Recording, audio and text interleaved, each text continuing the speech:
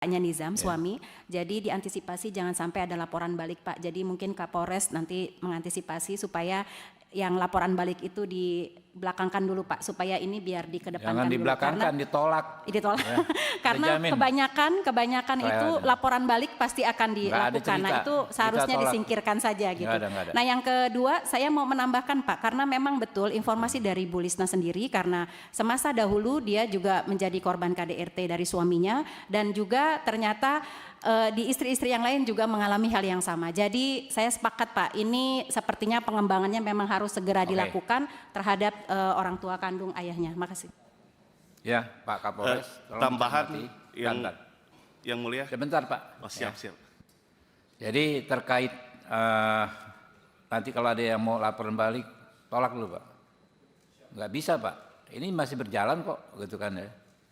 Jangan sampai kejadian keseleman kedua kita nanti. Malah penjahat melaporkan kita gitu. Pak Adang, ntar dulu ya bos ya, nanti ada waktu. Ada interupsi? Saya mau menambahkan sedikit. Ini mengantisipasi saja karena ada laporan yang disampaikan oleh pemohon, oleh Bu Lisna untuk bapaknya Nizam, suami. Jadi diantisipasi jangan sampai ada laporan balik, Pak. Jadi mungkin Kapolres nanti mengantisipasi supaya yang laporan balik itu dibelakangkan dulu, Pak, supaya ini biar dikedepankan Jangan dibelakangkan, dulu. ditolak. Ya, karena kebanyakan itu laporan balik pasti akan dilakukan. Nah, itu seharusnya disingkirkan saja gitu. Nggak ada. Nah, yang kedua saya mau menambahkan, Pak, karena memang betul informasi dari Bu Lisna sendiri, karena semasa dahulu dia juga menjadi korban KDRT dari suaminya, dan juga ternyata di istri-istri yang lain juga mengalami hal yang sama. Jadi saya sepakat, Pak, ini sepertinya pengembangannya memang harus segera dilakukan terhadap orang tua kandung ayahnya. Makasih. Ya, Pak Kapolres. Tambahan yang mulia. Sebentar, Pak. Oh, siap. Jadi terkait nanti kalau ada yang mau laporan balik, tolak dulu, Pak. Nggak bisa, Pak. Ini masih berjalan kok, gitu kan ya. Jangan sampai kejadian keseleman kedua kita nanti. Malah penjahat melaporkan kita gitu. Pak Adang, ntar dulu ya bos ya, nanti ada waktu. Assalamualaikum warahmatullahi wabarakatuh. Terima kasih pimpinan dan anggota Komisi 3 dan Bapak-Bapak Ibu yang hadir, yang ada di ruangan ini. Pertama saya ingin menekankan kepada Kapolres, tolong terus profesional, karena dalam proses ini TSK sudah ditentukan oleh Kapolres untuk ditindaklanjuti. Tapi saya tertarik dengan apa yang disampaikan oleh KPAI dan LPSK. Terima kasih banyak. Karena apapun juga pasal-pasal yang tadi disampaikan, kan selama ini terus terang ya kuranglah mendapat tanggapan. Tapi di sini terlihat prosesnya sudah cukup lama. Jadi apapun juga harus dipertanggungjawabkan oleh yang mungkin akan nanti menjadi TSK ya, saya tidak menyebutkan. Kalau memang bukti-bukti itu terbukti, dia sebagai orang tua mentelantarkan anaknya, tidak dalam kasus ini saja, tapi sejak dia melakukan pentelantaran anak, melakukan kekerasan, itu juga tolong Polres untuk diproses apabila nanti LP baru itu masuk. Terima kasih. Pimpinan, wassalamualaikum warahmatullahi wabarakatuh. Pimpinan. Kanan, Prof. Sodi Santandra. Ya. Nah, abis ini Pak Inca ya. Terima kasih pimpinan, anggota Komisi 3 yang kami hormati, Ibu korban, Pak Kapolres, LPSA dan yang lainnya yang saya hormati. Assalamualaikum warahmatullahi wabarakatuh. Salam sejahtera untuk kita semua. Kalau saya melihat ini kan Pak Kapolres, ini kan ada 3 laporan. Ini sebenarnya ini kan perbuatan yang merupakan rangkaian perbuatan yang berlanjut. Maka harus diterapkan pasal-pasal mengenai perbuatan yang berlanjut. Ya, hukumannya maksimal ditambah dengan 1/3. Itu pertama. Yang kedua, saya memperhatikan apa yang disampaikan oleh Pak Kapolres ini. Memang ada keterangan saksi, ada keterangan ahli. Tapi kalau yang tadi dari gambar itu, saya melihat bahwa luka yang ada itu kan akibat dari adanya air panas kan. Yang menjadi pertanyaan saya sampai sekarang itu adalah apa yang menyebabkan meninggalnya almarhum. Penyebab mati itu harus penting, kita harus tahu. Nah, disinilah jangan sampai, ini saya berpesan aja, tidak ingin mencampuri tapi berpesan. Jangan sampai pihak penyidik cukup puas dengan pengakuan-pengakuan. Padahal di sini kalau kita melihat bahwa kejadian ini kan sudah sangat lama. Dari almarhum itu sejak kecil udah mendapatkan kekerasan. Ya toh? Puncaknya baru sampai sekarang ini kan. Nah, tadi ada ini ada visum et repertum luar, hanya luar. Visum et repertum jenazah. Yang kami ingin tanyakan itu apakah ada pembedahan?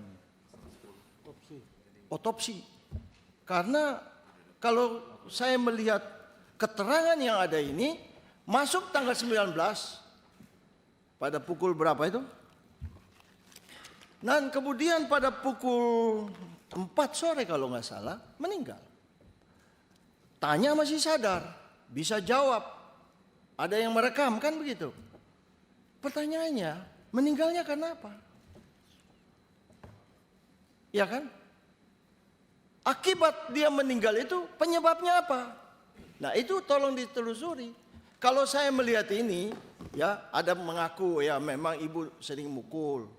Ya kan? Pengakuan itu sudah lama.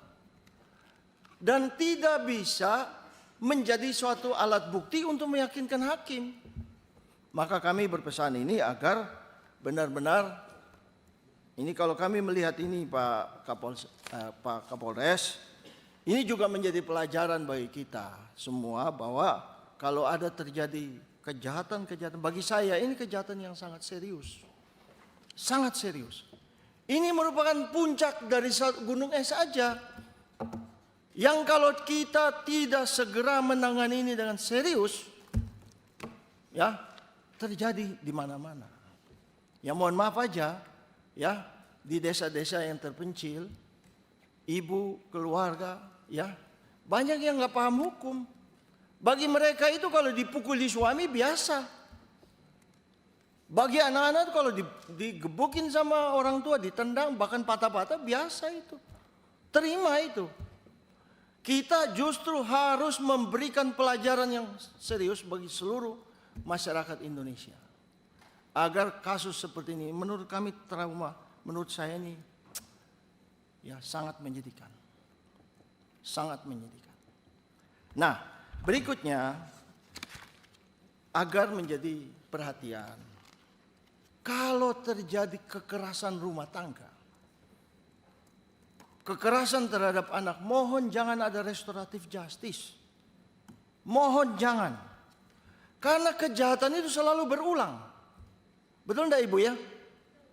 Selalu berulang. Nanti pada saat ya bapak-bapak mau nangkap, dia ngaku-ngaku bersalah. Pulang setelah itu mukul lagi. Tendang lagi, patah-patah lagi, mati lagi. Maka kami berpesan terus terang. Ya ini kita tidak ingin menyalahkan. Ini kan Bapak kan bilang, Pak Kapolres bilang ini ada 3 laporan kan. 2024. Ya kita berandai-andai. Kalau yang bersangkutan sudah ditahan, nggak ada terjadi kasus kematian ini. Ya kan? Maka kami berpesan, jangan ada lagi restoratif justice. Nggak ada itu. Ya, karena mereka itu misalnya itu sakit yang berulang. Ya kan? Masa kecil dia sudah dianiaya orang tuanya. Bagi dia biasa itu. Anak saya tempilin apa. Makanya tadi kan pernah ada ditegur kan. Ibu sambung bilang, nah, ini kan hak saya nih, anak saya kok.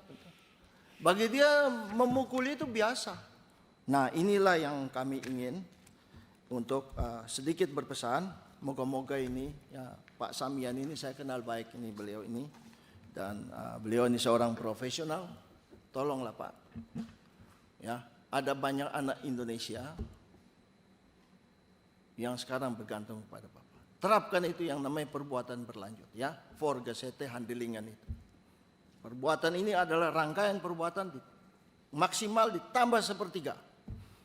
Lalu tolong cari penyebab mati meninggalnya anak agar kita bisa benar-benar merekonstruksi kejadian ini sehingga ini bisa dibawa ke mendapatkan keadilan yang seadil. Terima kasih atas kesempatan. Pasal nggak usah itu bukan pasal larangan. 76B tentang apa